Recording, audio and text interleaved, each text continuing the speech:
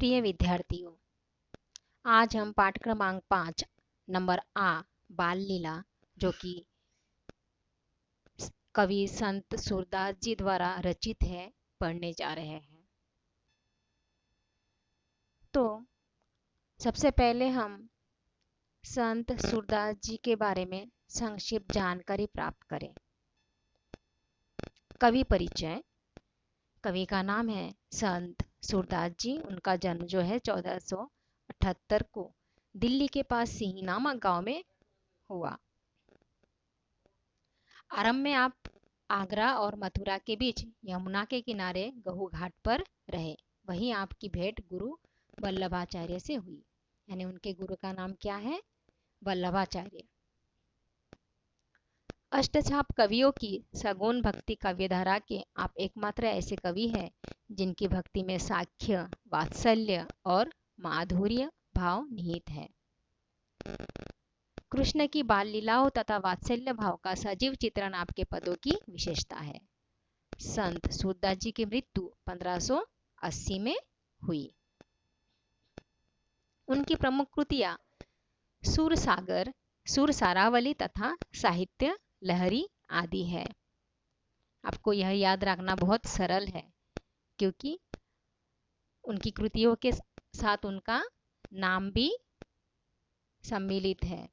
सूर सागर, सूर सारावली, साहित्य लहरी।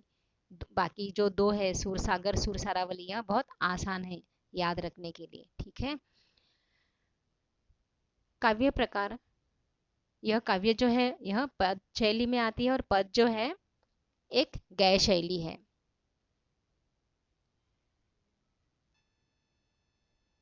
अब हम सबसे पहले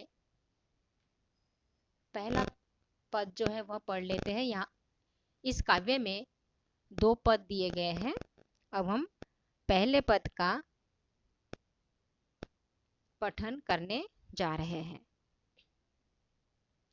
बार बार जसुमती सूद बोधती, आऊ चंद तो ही लाल बुलावे, मधु मेवा पकवान मिठाई, आपुन खइये तो ही खवावे।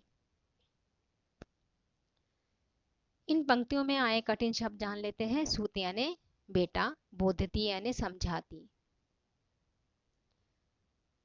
मधु मेवा पकवान मिठाई, मधु मेवा, मेवा यानी कि ड्राई फ्रूट्स, मधु यानी शहद, आपुन खइये यानी कि खुद खाए, तो ही खवावे यानी तुम्हें भी खिलाएगा।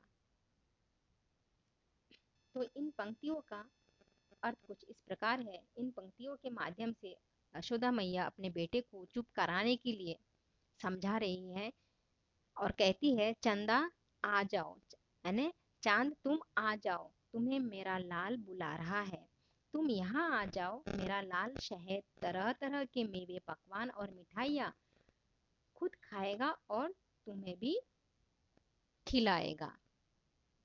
यानी कृष्ण जो है बचपन में बहुत जिद कर रहा है चांद पाने के लिए और इसलिए माँ जो है चांद को अपने पास बुला रही है कि तुम धरती पर आ जाओ, मेरे लाल के पास, मेरे बच्चे के पास आ जाओ। मेरा लाल जो भी खाएगा वह तुम्हें भी खिलाएगा। अगली पंक्तियां कुछ इस प्रकार है। हाथहिंग पर तो ही लीन्हे खेले, नैकु नहीं धरनी बैठावे, जल बासन कर ले जू उठावती, याही में तू तन धरी आवे। हाथी ही माने हाथ में लेकर, नैकु यानी थोड़ी देर के लिए, जल बासन यानी कि बर्तन का घड़ा, याही यानी इसी में, तन यानी कि शरीर। इन पंक्तियों का अर्थ कुछ इस प्रकार है। यशोदा मैया कह रही है, मेरा लाल तुम्हें हाथ पर ही रखेगा, जमीन पर बिल्कुल नहीं रखेगा। जमीन पर रखने से चंदा जो है वह गंदा हो जाएगा ना, इसलिए हे चांद तुम धरती पर आओ, मेरा बेटा जो है तुम्हें हाथ पर ही रखेगा, हाथ पर ही धरे रहेगा, जमीन पर बिल्कुल भी नहीं रखेगा। यशोदा पानी से भरा हुआ बर्तन अपने हाथ में लेकर उठाते हुए कहती है, हे चंदा तुम इसी पानी में शरीर धारण करके आ जाओ। चांद को नीचे उतारना मुमकिन है क्या?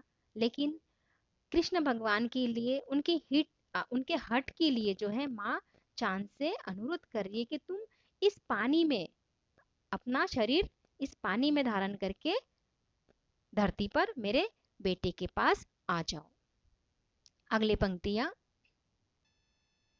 जल फूट आनी धरनी पर राख्यो, गही आन्यो वह चांद दिखावे, सूरदास प्रभु हंसी मुस्काने, बार बार दो करनावे।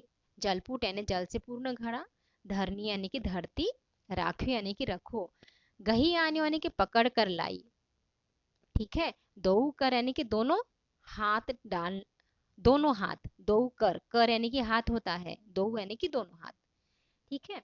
तो इन पंक्तियों के माध्यम से यशोदा मैया जो है कह रही है कि पानी से भरा बर्तन लाकर जमीन पर रख दिया, यानी कि यशोदा मैया ने क्या किया कि चांद को बुला रही है वो ना, और चांद नहीं, चांद आ सकते हैं क्या धरती पर? नहीं आ सकते, लेकिन उन्होंने क्या किया, पानी का घड़ा जो है वह लाकर रख दिया, और कृष्ण, बालक कृष्ण को उसमें दिखाकर वो कहने लगी, देखो मैं वह चांद पकड़ कर लाई हूँ। पानी में जो है चांद की जो है छवि दिख रही है। और यशोदा मैया बाल कृष्ण को, जब हम छोटे होते हैं तो बहुत सी बातें जो है समझते नहीं है, यानी जिस प्रकार हमें बड़े समझाते हैं उसी प्रकार हम उसे समझ समझने लगते हैं, या फिर उस प्रकार हम उस बात को मानने लगते हैं। तो यहाँ पर माता जो है वह पानी का बर्तन या घड़ा लाकर रखती है, और उस पानी में जो है चांद की छवि दिख रही है, और माँ कह रही है ये लो मैंने तुम्हारे लिए चांद पकड़कर लाई है। सूरदास जी कहते हैं कि यह सुनकर भगवान कृष्ण हंस पड़े और मुस्कुराकर उस बर्तन में बार बार अपने दोनों हाथ डालने लगे। यहाँ पर लिखा है ना, बार बार दो कर नावे, दो करने दोनों हाथ, यानी पानी में चांद दिखने के बाद कृष्ण को लगता है कि हाँ मुझे चांद मिल गया है, और चांद से खेलने के लिए वो दोनों हाथ पानी में, चांद को पकड़ने के लिए दोनों हाथ पानी में डालने लगे, ठीक है। अब हमारा दूसरा पद। उठिए श्याम कलियुग कीजिए, मनमोहन मुख निरखत जी जय, खारीक दाख खोपरा खीरा, केरा आम उख रस सीरा। इन पंक्तियों के माध्यम से माता यशोदा जो है बाल कृष्ण को जगा रही है, नींद से जगा रही है। इसलिए कह रही है उठिए शाम कलियुग कीजिए, कलियुग यानी कि जलपान यानी नाश्ता पानी। मनमोहन मुख निरखत जी में, मैं तुम्हारा चेहरा देखकर जी रही हूँ। माँ जो है अपने बेटे से इतना प्यार करती है कि बेटे को देखकर वो जीती है। केवल बेटे को ही नहीं, अपने संतान से, फिर वो बेटा हो या बेटी हो, अपने संतान से माँ इतना प्यार करती है कि माँ यहाँ पर इस प्रकार के शब्द या इस प्रकार के वाक्य उपयोग में ला रही है, मनमोहन मुख निरखत जी जय, यानी यशोदा मैया कह रही है मैं तुम्हें देखकर जी रही हूँ, अब तुम उठ जाओ और सुबह का कलेवा कर लो। खारीक दाग खोपरा खीरा, खारी यहाँ पे खाद्य पदार्थ का नाम बताया गया है। खारीक आपको मालूम है, खोपरा भी पता है, खोपरा यानी कि नारियल होता है, खीरा, खारीक दाग खोपरा खीरा, खीरा यानी क्या होता है? ककड़ी, ककड़ी का एक प्रकार है। केरा आम उख रस सीरा, केरा यानी कि केला, उख यानी कि गन्ने का रस, ठीक है। तो यशोदा मैया जो है यहाँ कह रही है कि हे कृष्ण उठो, कलेवा कर लो, और मैं तो तुम्हें ही देखकर जी रही हूँ लाल। मैं तुम्हारे जलपान के लिए देखो क्या क्या लाई हूँ, छुहारा किशमिश गरी खीरा केला आम गन्ने का रस, सब कुछ लाई हूँ जो कि तुम्हें बहुत पसंद है, अब तुम उठ जाओ। उसके बाद आगे की पंक्तियां। श्रीफल मधुर चिरौंजी आनी, सफरी चिवरा अरुण खुबानी, घेवर फेनी और सुहारी, खोवा सहित खाहू बलिहारी। श्रीफल यानी नारियल, मधुर यानी कि मीठा, सफरी यानी अमरूद, अरुण खुबानी यानी कि लाल जर्दालू, ये सारे फल हैं। घेवर फेनी और सुहारी ये मिठाइयों के नाम हैं। खोवा सहित खाहू बलिहारी, खोवा यानी कि दूध से बना होता है, आपको मालूम है कृष्ण भगवान को दूध दही ये सब बहुत पसंद था। तो इन पंक्तियों के माध्यम से माता कह रही है मैं तुम्हारे लिए नारियल लाई हूँ, नारियल का पानी लाई हूँ, मीठी चिरौंजी लाई हूँ, साथ में अमरूद, चिवड़ा, लाल लाल जर्दालू भी लाई हूँ, तुम्हारी पसंद की घेवर फेनी मिठाइयाँ और पूड़ियाँ लाई हूँ, तुम इन्हें खोए के साथ खा लो। और इस प्रकार माँ जो है अपने बेटे से अनुरोध कर रही है कि अब वो जाग जाए और सुबह का कलेवा कर ले। आगे की पंक्तियां कुछ इस प्रकार है। रची पिराक लड्डू दधी आनो, तुमको भावत पूरी संधानो, तब तमोल रची तुम ही खवावो, सूरदास पनवारो खावो। रची पिराक यानी कि गुजिया एक प्रकार का जो है ये पकवान है। लड्डू आपको मालूम है, दधी यानी कि दही, दही का जो संस्कृत शब्द है वह है दधी। तुमको भावत है ना, तुमको बहुत पसंद है, पूरी संधानो यानी पूरी अचार, तमोल तमोल तमोल रची यानी कि पान सजाना। ठीक है, तो इन पंक्तियों के माध्यम से माता कह रही है बेटा मैं तुम्हारे लिए गुजिया, लड्डू और दही बना कर लाई हूँ, तुम्हें पूरी और अचार बहुत पसंद है ना, वहां भी लाई हूँ, और अब तुम यह खा लो, तुम कलेवा कर लो, और उसके बाद मैंने पान सजाया है तुम्हारे लिए। आपको पता है पहले जमाने में खाना तब तक जो भी यानी नाश्ता पानी करे या खाना खाद्य पदार्थ खाए वह तब तक पूर्ण नहीं होता था जब तक अंत में पान न खा लेते थे। तो यहाँ पर माता यशोदा अपने बेटे के लिए ये कह रही है कि ये सब खा लो, उसके बाद मैंने तुम्हारे लिए पान भी सजाया है। तो प्रस्तुत पदों के माध्यम से हमें आ, क्या पता चल रहा है, यहाँ पर हमें ये पता चल रहा है कि इन पदों में या इन पंक्तियों के माध्यम से कृष्ण भगवान का जो बाल हटपन है यह दिखाई दे रहा है, और यशोदा माई की जो ममतामयी छवि है यह हमारे सामने स्पष्ट है ना।